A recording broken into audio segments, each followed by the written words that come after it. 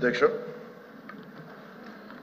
Supplementary questions Duvvarapu Ramarao గారు, పంచమూర్తి అనురాధి గారు, తిరుమల నాయుడు గారు, లక్ష్మణరావు గారు, భీమిరెడ్డి, రాంభూపాల్ రెడ్డి గారు, వెంకటేశ్వర గారు అడిగిన గౌరవ సభ్యులు అడిగిన దానికి లేవనెత్తిన అంశాలన్నిటికీ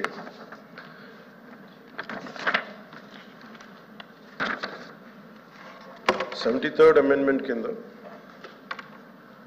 ఆల్మోస్ట్ ఆర్టికల్ 243 పార్ట్ 9 కాన్స్టిట్యూషన్ ప్రకారం పంచాయతీ వ్యవస్థకి ఇట్స్ కాన్స్టిట్యూషనల్ ఇది ఉంది. ఖచ్చితంగా దానికి నిధులు స్వయం ప్రతిపత్తి ఉండాలి. దానికి కేంద్రం నుంచి రాష్ట్రానికి నిధులు వస్తున్నాయి. రాష్ట్రం నుంచి పంచాయతీలకు వెళ్ళేటప్పటికి ఖచ్చితంగా కొన్ని సకాలంలో అయితే వెళ్ళట్లేదు.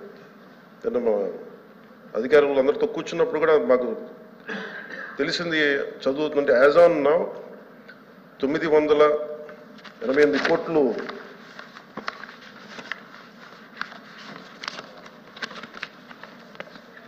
యాజ్ ఆన్ నౌ 998 కోట్లు మార్చి నెలకి ఇంకా విడుదల కావాల్సింది అధ్యక్ష. ఇప్పుడు దాకా రాలేదు. దాని మీద మేము చర్యలు తీసుకుంటాం. ఎలా రావాలని ఒకసారి అందరితో కూర్చొని దాని మీద డిస్కస్ చేసి క్లారిటీ ఇస్తాం భవిష్యత్తులో. అలాగే ఇప్పుడు దాకా 7,518 కోట్లు పంచాయతీరాజ్ ఇన్స్టిట్యూషన్స్కి గత 3 సంవత్సరాలుగా రిలీజ్ చేశారు. రిలీజ్ చేసిన దాదాపు 8 సార్లు రిలీజ్ చేశారు అధ్యక్ష.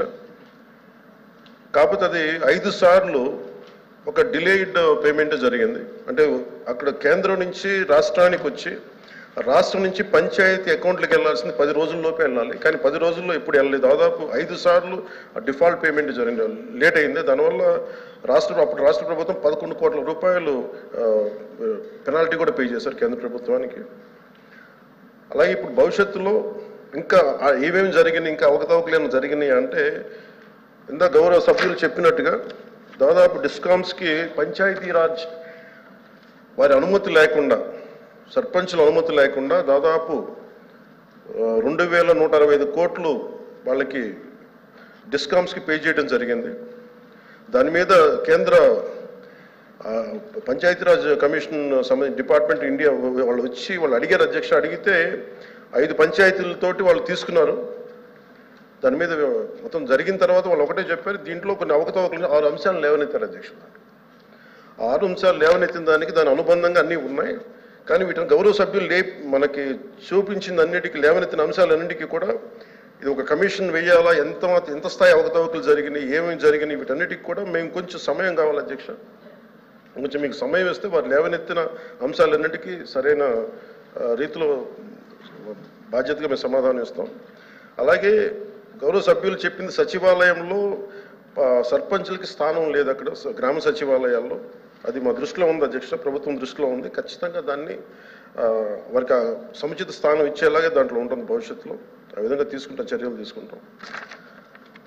అలాగే ఒక్కటైతే క్లారిటీ ఉంది అధ్యక్ష, అంటే మేము స్పష్టంగా చెప్పగలను గౌరవ సభ్యులందరికీ, కేంద్ర ప్రభుత్వం నుంచి నిధులు చాలా సవ్యంగా అందినాయి అధ్యక్ష.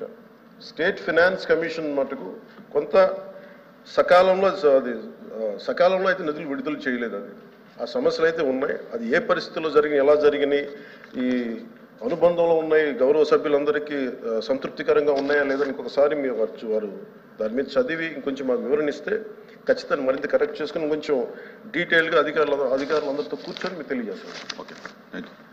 Question number 13450.